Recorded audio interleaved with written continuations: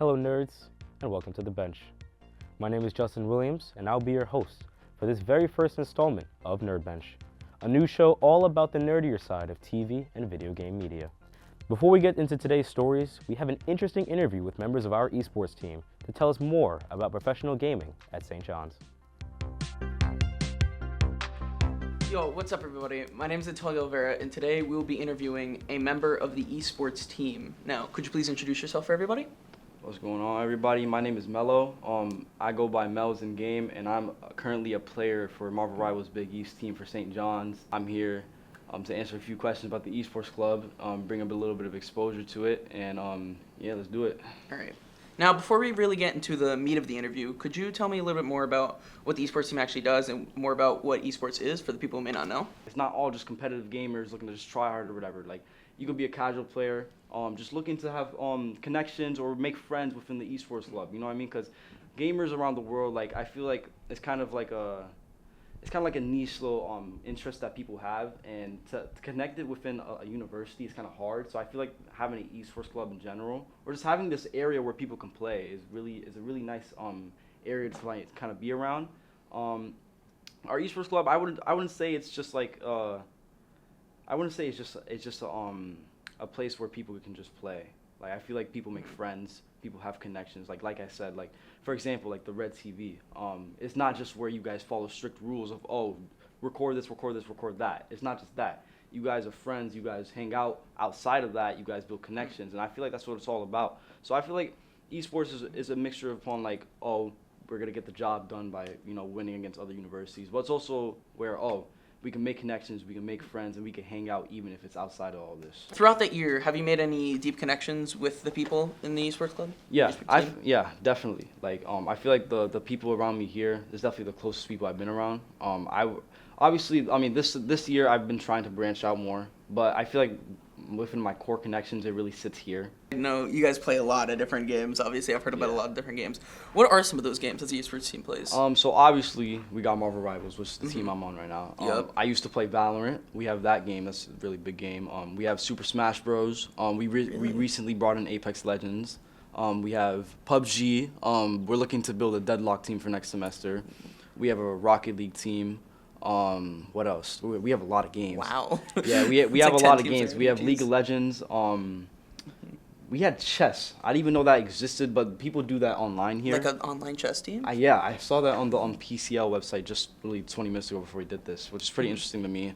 I'm sure I'm forgetting a couple more games, but we have a large variety of games which people can just come and play, even if you're just casual competitive. So it brings a lot of variety for people. Okay. Now, obviously, like, even though a lot of these games are online, you're going to physical tournaments. What are some of these physical tournaments you have gone to? Like places out of state or anything, or far away from St. John's itself? So in my time here, I've been to one tournament so far, out of state, and that was in Philadelphia, Nerd Street Gamers. It was just kind of like a for fun tournament, but also like for prize money. Yeah, it was a great experience over there. I'm actually going there this weekend actually for the Marvel Rivals team again. Should be a really nice experience. I loved my time over there, and hopefully I can have a blast over there as well. And you know, we are the Marvel Rivals Big East team. We are really competitive, and we won the Big East championship recently too. So as a result of that, we have a chance to qualify for a tournament in Texas, right? So we're really looking forward to that. I would say, I'm not going to say we officially qualified for it, but we're going against a familiar school that we've already beaten numerous times. DePaul University, man, it really goes back to freshman year when I was playing Valorant, and it would be kind of like a rivalry. Like, we would just trade punches, like win loss. But recently we've had the number on them. I'm not gonna lie, they don't got anything on us as recent. But they've really given us the toughest challenge, and I just feel like having a rivalry is always special, especially with if it's with Big East schools. And just having that competitiveness with people, and you also get to know those people personally as well, because you just go against them all the time. Before we end today, I'm gonna actually ask you a bit of a personal question. Okay. What is your favorite video game, and is it the one you play professionally, Marvel Rivals? So, I wouldn't put Marvel Rivals high up there yet. Ooh, really? Because it hasn't been out for too long. You see, Marvel Rivals has only been out for about a year at this point. About a year, right? I can't put that in my top 3. right? That's just impossible. Then what is your top 3? My top 3, that's a great question right there. So number 1, I would have to go with a game that's not associated with esports at all over here. It's called Destiny 2. It's a mix of a PvP, which is on player versus player, and PvE, which is player versus enemy. You know, Destiny really brought that piece to me, and it just holds a special place in my heart because of that. That being said, number 2, strong question here. I would have to go with Rocket League, actually. If people don't know Rocket League, it's like a 3v3 kind of soccer game with flying cars or whatever. When I first started getting into esports, that was the first game I ever actually watched like professionally. So I would say that kind of like elevated my path into kind of being around this space in general. And number 3 is a good one as well. I'm kind of thinking between 2 games right now. Either Minecraft or Valorant. This is the first game I ever played professionally. I mean, on this Big E stage. It has a personal connection. Personal connection with me, right? And also, like, I just love the game in general. I love the esports scene as well within Valorant. It's really well constructed, really well organized. It makes it easy to watch, and I just love the competitive nature within it. And then Minecraft, on the other hand, OG game, most casual game you can get out there. You can even get competitive with it too. Like, you go like Minecraft Bed Wars or Minecraft Hunger Games. There's a scene for that. There's so much stuff you can do in Minecraft. Yeah. Anybody can play the game. So that game will always hold a special place in my heart as well, because me and my brother used to, I have a twin brother. We used to play like split screen, and we just build houses, you know, try to beat the game, and just that will always hold a special place in my heart as well. So it would probably have to be, what did I say? Destiny 2. Rocket League, and then either Valorant or Minecraft. Yeah. All right, those are really good choices, honestly. I was Destiny 2 I was not expecting, but yeah, I've heard a lot of good things about Destiny 2. Well, that's been our interview today. Thank you so much. This has been a really insightful interview, and I hope everyone else enjoyed. Well, now we're going to take it back to Justin on the bench, and we'll see you guys next time.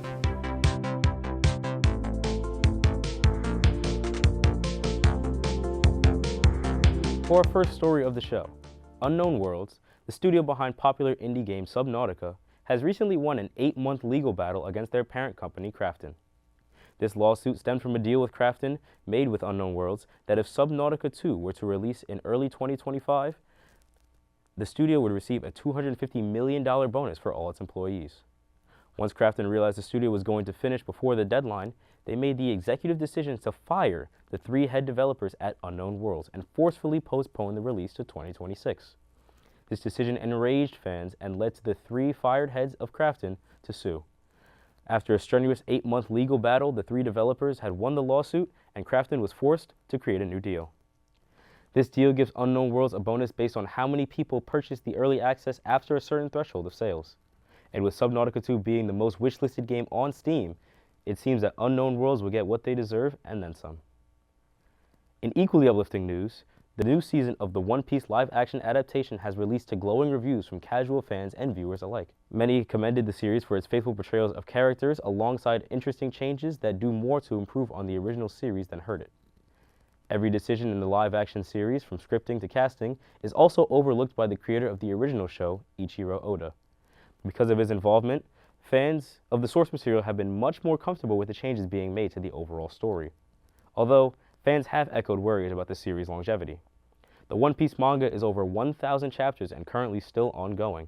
In comparison, after 16 long episodes and 6 years of hard work, the live-action series is still only up to about chapter 150 of the manga. This has left Lemny fans wondering how much of the original story the live-action adaptation will be able to adapt.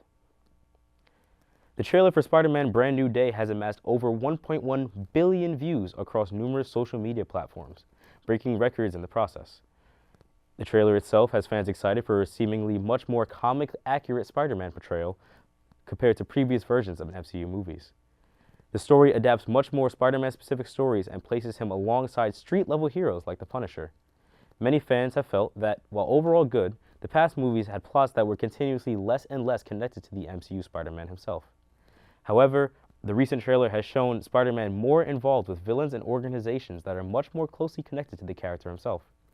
The wide reach and positive feedback from millions of fans are hyping the movie to be one of the best Spider-Man films ever released. Recently, NVIDIA has shown off their new AI-powered technology called the DLSS5. This technology is supposed to upscale a game's graphics using AI to make it look more realistic, according to the company. However, it has been met with harsh backlash from gamers and developers alike. Many have said the technology covers up artistic intent, as the AI fully alters every frame without regard for intentional designs made by the game's artists. Many have also said that these examples, meant to show off the DLSS 5, are not of a consistent quality. In these examples, there are many glaring flaws that are due to the DLSS 5 not being advanced enough to perfectly upscale every single frame. The issue has become far worse when fans pointed out that NVIDIA showed off no fast-moving footage in their demo video, making people skeptical about the technology's release. With this new controversy, alongside the skyrocketing price of RAM from NVIDIA, the company's public image is looking worse and worse by the day. Before we end the show, we have an invigorating debate where two of our own club members discuss some of media's most heated topics.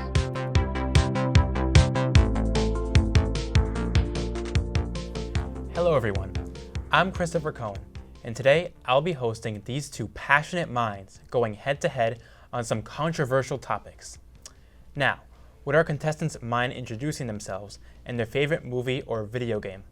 Let's start off with Brandon first. Hello. My favorite video game is Grandia. I don't remember the year. It's a really old game. It's kind of clunky. I also like Fire Emblem. No. Final Fantasy IX. Yeah. And Kevin? Hello, I am Kevin. My favorite video game is New Super Mario Bros. DS. It was one of the first games I've ever played. I have so much memories, and I also like gambling because of Luigi's Casino. All right, now that our debatees are set, let's begin with our first question. What are your guys' thoughts on movie remakes? Let's start off with Brandon first. My thoughts on movie remakes. I don't think they're necessary. That's like my biggest point about all of that. I think there's a time and place, especially since like we've gone so far media-wise in terms of like what we have capabilities of, cameras, yada yada. I think Nosferatu, a movie I haven't seen, but Nosferatu is a good example of like a good remake, as well as Mowgli. Nope. The Jungle Book is another good one. I really enjoy those. I think they do a really good job like modernizing the stories that they've been given and like showing what we can do now with all of the capabilities that we have within media. Don't worry about not watching Nosferatu. I haven't seen it either. Oh, really? I don't really know what people think of it. I've heard it's really good. I'll probably check it out later on. But we're going with live action remakes. Yeah, no, I don't think they're necessary. They just lose the magic. Like, for example, The Lion King, like, it is. Yeah, The Lion King is really, that movie's not good. It does follow the story like the original, but where's the magic? Where's the emotion? I don't feel it at all. No, I agree. So yeah, I agree. I think like the best thing to come out of that movie is probably the Beyonce album. No shade to like everything else. I don't know. Great collaboration, but the movie itself is whack. Beauty and the Beast is all right. Yeah.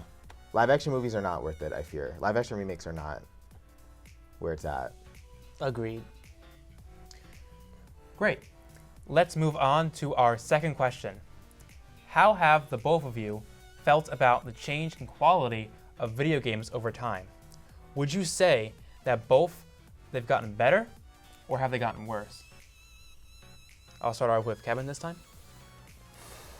That is a really difficult question because I love classic video games and modern video games. Like, they still have it, regardless of the quantity. Like, for example, Donkey Kong Bonanza. I heard it's one of the best games ever, and I really, really want to get it. On top of the fact that I really, really love Pokemon a lot, and I can't really hate on either the old Pokemon or the new Pokemon. I hate it. I hate to like stab myself in the heart by being a Pokemon fan and saying that. But I don't think like Pokemon has gone anywhere positively in terms of quality over the last 10 or so years. It's really inflammatory of me to say that, but they really don't have it anymore. Great characters, great writing, but I think like visually it's just not up to par. And I think with the current capabilities that we have on certain consoles, we really need to step up our game, especially when you have things like Tears of the Kingdom and like Mario Wonder, and even shout out Tomodachi Life, great game. People are being forced to work so much that we like the quality of the video games we're getting are not. It's not it. Okay, to be fair, yes, the graphics has been getting pretty bad, and also with the whole Dexit controversy. Dexit was whack. Yeah, with removing Pokemon just to put in high quality animations, and then you just see a Galarian Weezing use double hit and just like going like this, rip, rip, like just Yeah. Yeah, they really need to take that time on the game so that they can actually perform well. Like for example, Winds and Waves. It's coming out in 2027, and I'm really excited. I am excited for that as well. I think that game will be really pretty. So yeah, hopefully there's something to come out of that. Those were some great debates. And now on to our final question. What is a more captivating medium as a whole? Video games or television and film? I'm gonna start with Brandon. Okay. Point blank period, TV. TV and film, but I'm gonna talk specifically about TV because that's where my heart is at. I grew up watching sitcoms and I grew up watching like a lot of television shows. I think being able to sit down weekly and get something like WandaVision, for example, low-key was probably the best thing we've gotten superhero-wise in the last like decade or so. I think being able to come back to TV weekly, and see your characters grow, like season to season, episode to episode, 12 episodes, 24 episodes, etc., is really beautiful, and I don't think that's something you get in video games, especially since they're a lot shorter of stories. I think there's like you don't get the same amount of replayability and the same amount of like storytelling that you do when you're watching a TV show compared to a video game. Kevin, would you like to add to that? So here's the thing.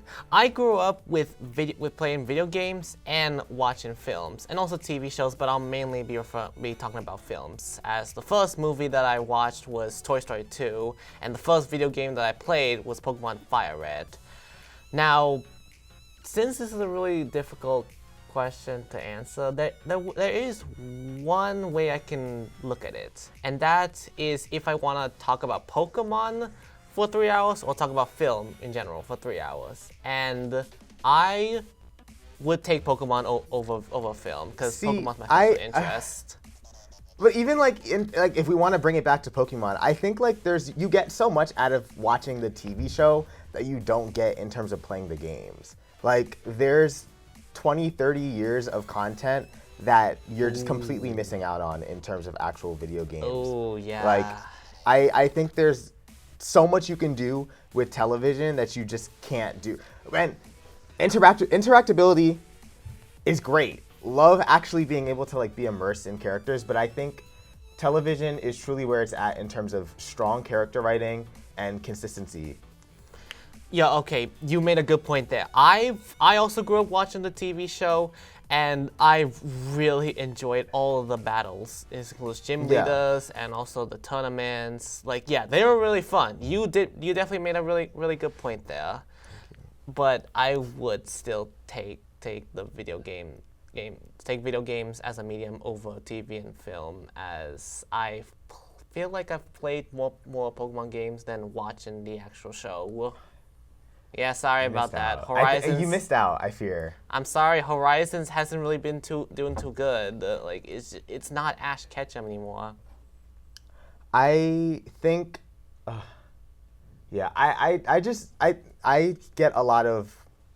get very attached to the characters that I enjoy, and I think being able to come back to them every week is something that I like. That's probably the best part out of watching TV show and compared to playing a video game. I get it. Love replayability, but... Wow. After those discussions, the room is feeling even more electric. Sadly, that's all the time we have left for today's debate. We hope you enjoyed our contestants' passionate arguments, and we'll see you next time. Bye.